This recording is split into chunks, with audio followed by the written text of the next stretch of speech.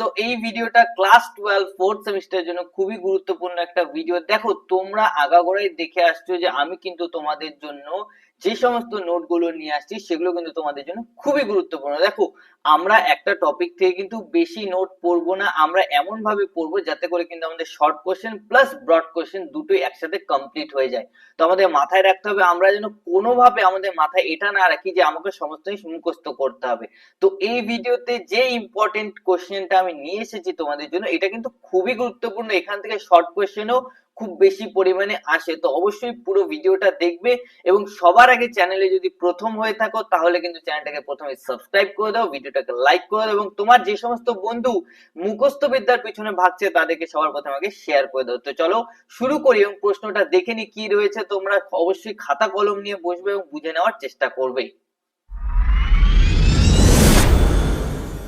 দেখো এই ধরনের প্রশ্নের উত্তর করার আগে সবার প্রথমে তোমাকে প্রশ্নটার মানে ভালো মতো জানতে হবে। দেখো এই ধরনের প্রশ্নগুলো কিন্তু একটু ট্রিকি কোশ্চেন, অনেকে এই ধরনের প্রশ্ন বুঝতে পারে না, কিন্তু এই প্রশ্নগুলো আসার চান্সেস কিন্তু তোমাদের বোর্ডে অনেকটাই বেশি। তো তোমাকে কিন্তু ভালো মতো এই প্রশ্নগুলো করার আগে প্রশ্নের মানেটা দেখে নিতে হবে। দেখো আমাদের এই প্রশ্নের মানে কি রয়েছে, হোয়াট ওয়্যার দ্য আনস্যাটিসফ্যাক্টরি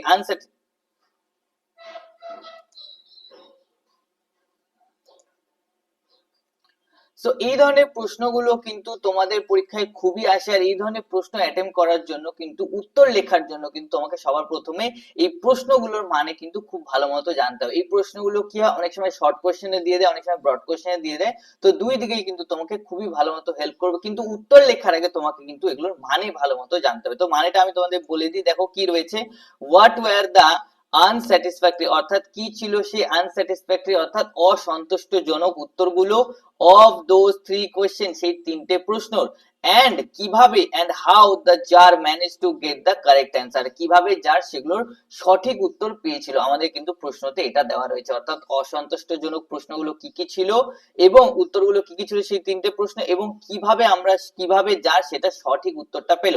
দেখো মার্কস কম্বিনেশন এখানে কি দেওয়া আছে, 3 4+2, অর্থাৎ ফার্স্ট কোশ্চেনের জন্য এই কোশ্চেনটা লিখলে তুমি 4 মার্কস পাবে এবং এই প্রশ্নটা লিখলে তুমি 2 মার্কস পাবে। তো কিভাবে আমরা উত্তরটা লিখবো চলো দেখে নিই। সবার ফার্স্টেই যেমনটা আমরা জানি আমাদের সবার প্রথমে লিখে নিতে হবে এই স্টোরির নামটা কি, ইন দ্য থ্রি কোয়েশ্চেনে বাই লিও টলস্টয়। কে লিখেছে, লিও টলস্টয়। লিও টলস্টয়ের লেখা 3 কোয়েশ্চেনে when the jar, আমরা সবাই জানি যখন যার সেই প্রশ্নগুলো করে বিভিন্ন ধরনের লোকেরা কিন্তু তার কাছে আসে উত্তর নিয়ে।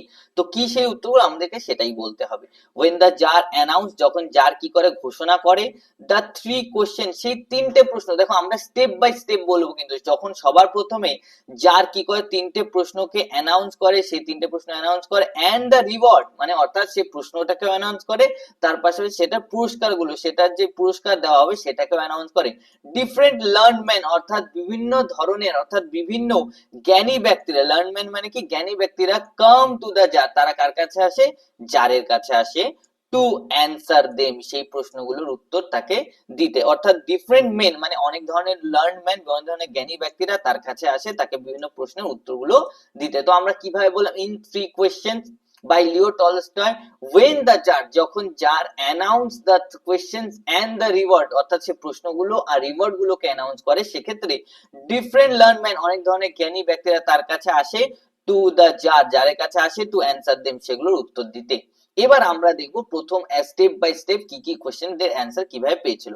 ফর দ্য ফার্স্ট কোশ্চেন, প্রথম কোশ্চেনের জন্য they advise that the tsar should make a table of day, month and year. অর্থাৎ প্রথম প্রশ্ন আমাদের কি ছিল, প্রথম প্রশ্ন কি ছিল যে সবথেকে গুরুত্বপূর্ণ সময় কি, সেক্ষেত্রে দে অ্যাডভাইস, তারা অ্যাডভাইস করে দ্যাট দ্য জার, যে জারের শুড মেক, কি করা উচিত, বানিয়ে নেওয়া উচিত, a table of day, month and year, একটা বছর, দিন আর মাসের একটা টেবিল বানানো উচিত, and must follow it strictly, আর এটাকে খুবই ভালো মতো ফলো করা উচিত, মানে খুবই স্ট্রিক্টলি মানে কঠোরভাবে এটাকে ফলো করা উচিত যদি সে সঠিকভাবে কোনো কাজ সঠিক সময় করতে চায়।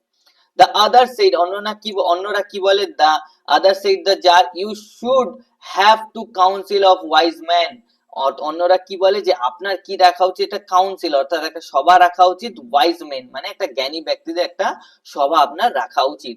তো নেক্সট আমরা দেখি তারপরে কি হবে। দেখো তারপরে কি বললো, for that few said only magician can tell the perfect time beforehand. অর্থাৎ তারপরে কি বললো যে শুধুমাত্র এটা না, এটার জন্য অনেকে কি বললো না, এটা শুধুমাত্র কারা করতে পারবে, শুধুমাত্র ম্যাজিশিয়ানস অর্থাৎ যারা জাদুকর তারাই করতে পারবে। Can tell the perfect time beforehand, অর্থাৎ পারফেক্ট টাইম কোনো কাজ শুরু করার সঠিক সময় তারা আগে বলতে হবে, শুধুমাত্র এটা কারা পারবে, ম্যাজিশিয়ানরা পারবে। ফর দ্য সেকেন্ড কোশ্চেন, অর্থাৎ সেকেন্ড কোশ্চেনের জন্য সাম লার্ন ম্যান সেড, কিছু জ্ঞানী ব্যক্তিরা বলল the most needed people were, অর্থাৎ আমরা জানি যে সেকেন্ড কোশ্চেন কি ছিল, সব থেকে গুরুত্বপূর্ণ ব্যক্তি কারা, সেখানে তারা কি বললো, the most needed people were for the tsar, অর্থাৎ জারের সব থেকে গুরুত্বপূর্ণ পিপল কারা, জারের সব থেকে গুরুত্বপূর্ণ পিপল হলো হিজ কাউন্সিলার্স, তার সভার যে লোকেরা তারা, তার মন্ত্রিসভা।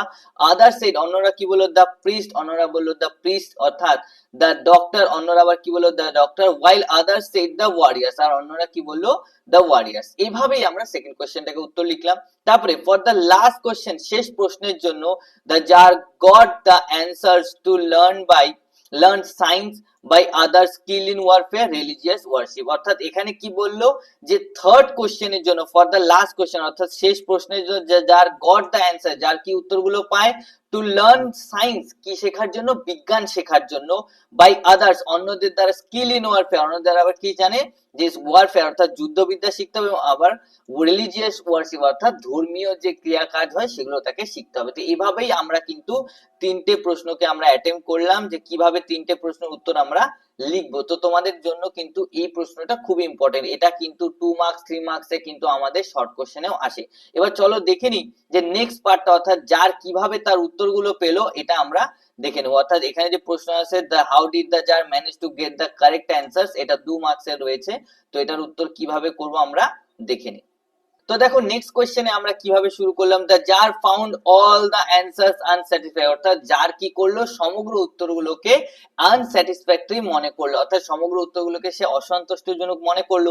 And finally decided to visit the hermit, আর শেষমেশ সে কি ভাবলো, কার সাথে সাক্ষাৎ করবে, হারমিটের সাথে সাক্ষাৎ। আমরা স্টোরি ওয়াইজ যেমনটা জানি যে যখন সে সমস্ত উত্তর পেয়ে যায় অসন্তুষ্ট হয়, এবং তারপর শেষমেশ সে কার সাথে দেখা করতে যায়, হারমিটের সাথে দেখা করতে হয়। Who lived in the woods, যে কোথায় থাকে, জঙ্গলে থাকে। And was known for his wisdom, যে কিনা তার উইজডম, তার জ্ঞানের জন্য খুবই বিখ্যাত ছিল।